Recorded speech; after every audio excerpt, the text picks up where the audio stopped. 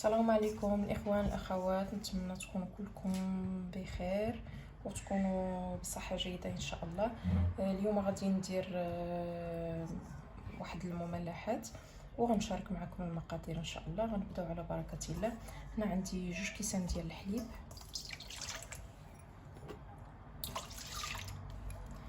عندي 2 معالق ديال السنيده،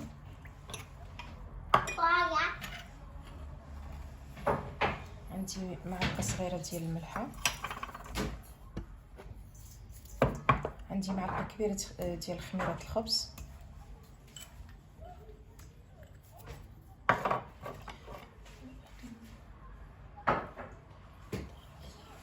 non c'est pas celui-là par là. Voilà. نقدموهم كلهم.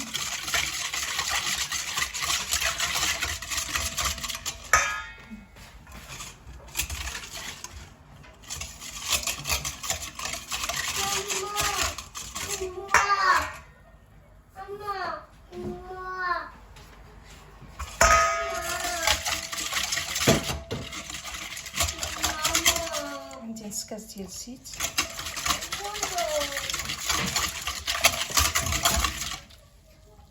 وغاديه، وهنا عندي 4 الكيسان ديال الفورص. غنضيف بشويه بشويه باش نخلطهم.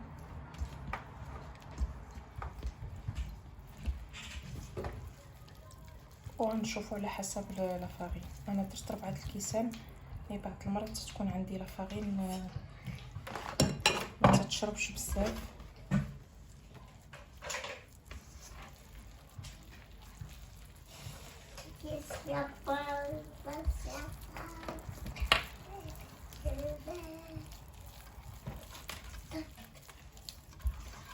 هنا غادي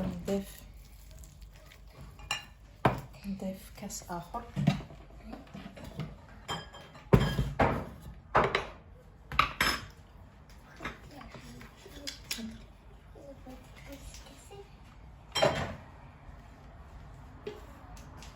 نحسب كاس اخر وسي، لان هنا انا عندي واحد لافارين تتشربش بزاف. دائما سبحان الله تندير 4 الكيسان تتطلب اكثر ملي تندير الاخرى العاديه اللي تنخدم بها دائما. تديري 4 صافي.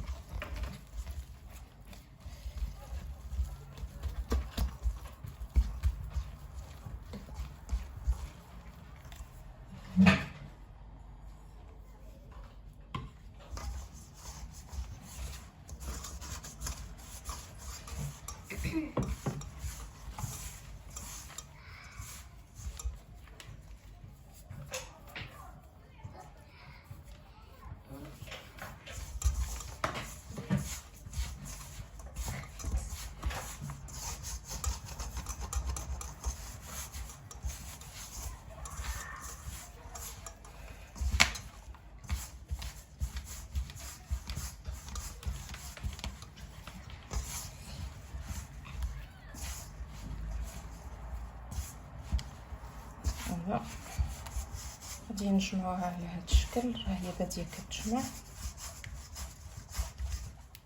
ماما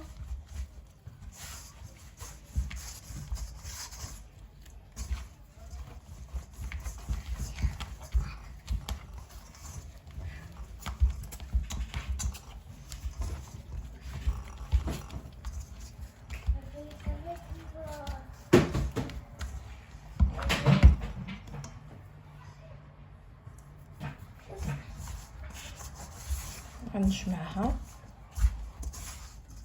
انا ما بقيتهاش تكون كاع دايره بزاف، تكون شويه، لان قد ما قصحتيها ما تجيش زوينه لاباط.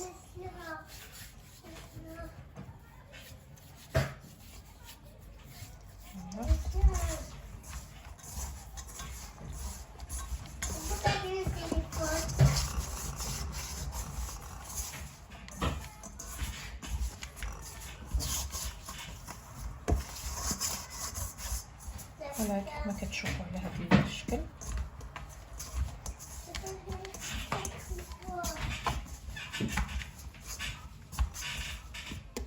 بعد ما جمعتها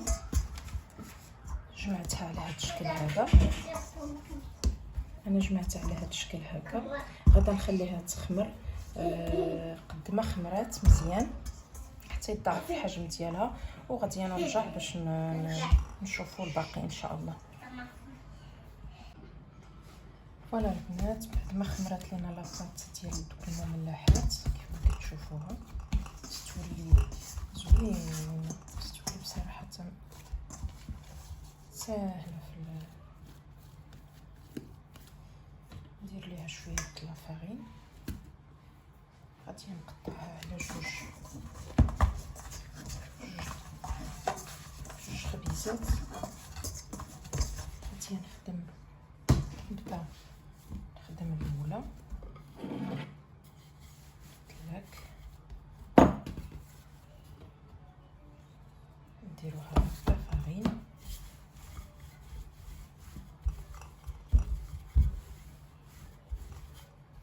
من الاحسن نديروها مربعه باش غنقطعها على شكل المربعات.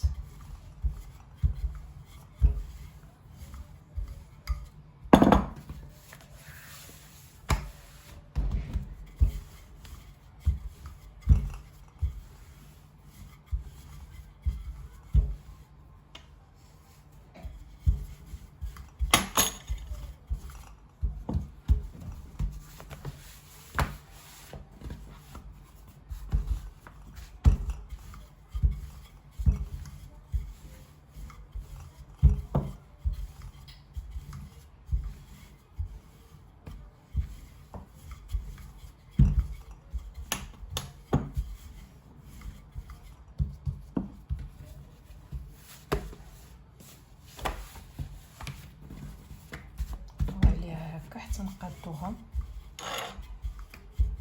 مربعه.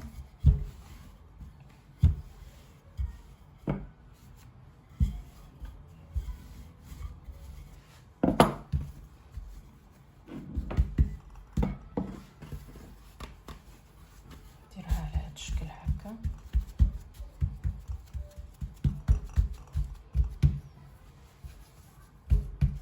نقادوها شويه من القناه باش ما تجيناش كلها، تجيناش بلاصه غليظه وبلاصه. نبدا نقطع على بركه الله.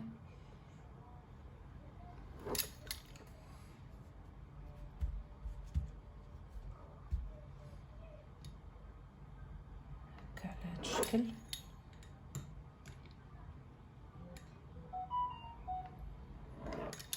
وعلى هذا الشكل هذا هنا هذه صغيره بزاف نحيدها لانها صغيره بزاف.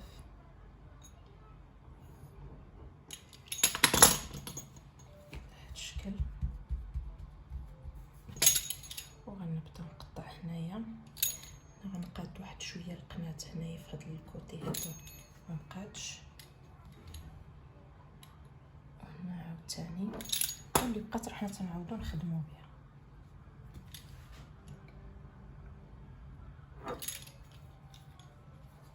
كتشوف على هذا الحساب غادي نديرهم هكا مربعات. فوالا هكا مربعات. هنا غندير ليهم نزينهم بالزيتون، طريفه ديال المطيشه، فرماج محكوك ولاصوص طماط. بركه الله.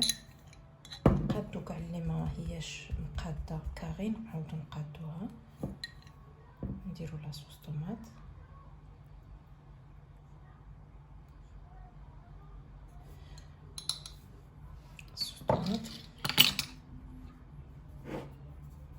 وغندير شويه ديال البصله والفلفله اللي نسيت ما ذكرتهمش لان كنت ديجا وجدتهم.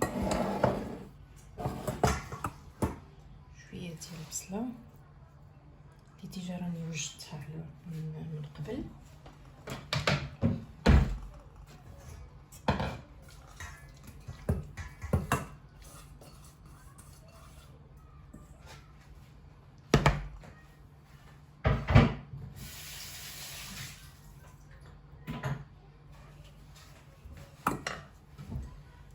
شويه ديال الفلفله، نسيت حتى هما وجدتهمش على قبل على هذا الشكل هكا. هادو اللي صغيورين غنخليهم، ونبغي غير نزينها هكا. وغادي ندير ليها شويه ديال الفرماج،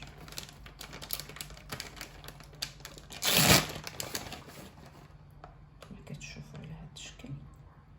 يعني نديروا ليها شويه الفرماج ونديروا ليها هكا، ونسدها بواحد الزويتينه على هذا الشكل. نسدها بالزيتونه. ولا بغينا نديرو طريفات ديال الطوماط هنا نديروهم هنا او ميليو، نديروهم. ما بغيناش ما نديروهمش.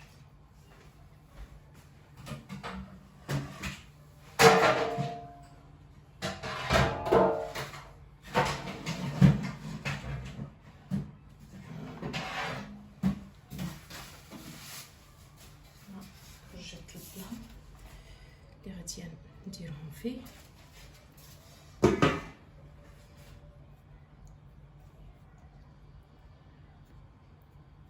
تيجيو على هذا الشكل هكا.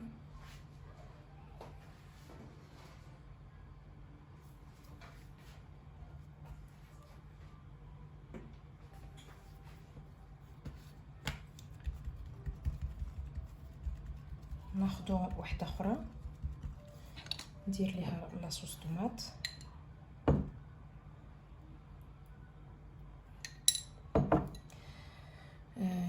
غير شويه البصله، شويه حتى طريفه الفلفله. ندير ليها شويه ديال الفرماج على هذا الشكل هكا.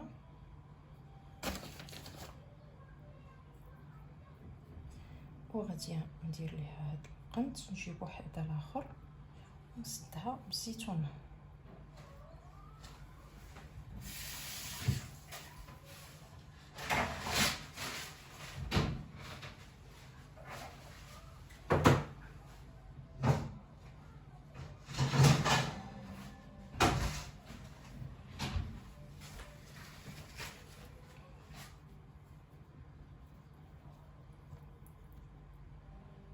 على هذا الشكل هكا. وغادي نحطها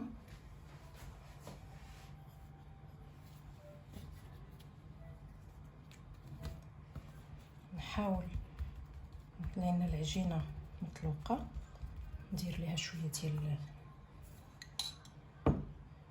الطوماط.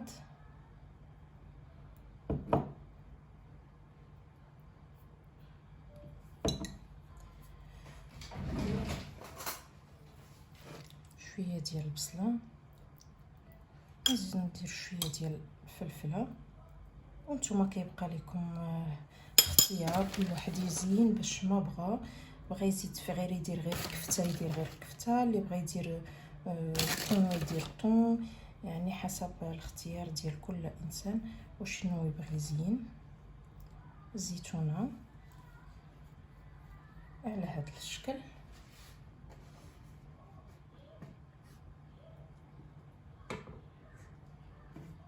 هنا غادي نكمل العجينه ديالي كيف ما كتشوفوا على هذا الشكل هذا. غادي نكمل العجينه وغادي نشوفوا الشكل النهائي ملي توجد ان شاء الله.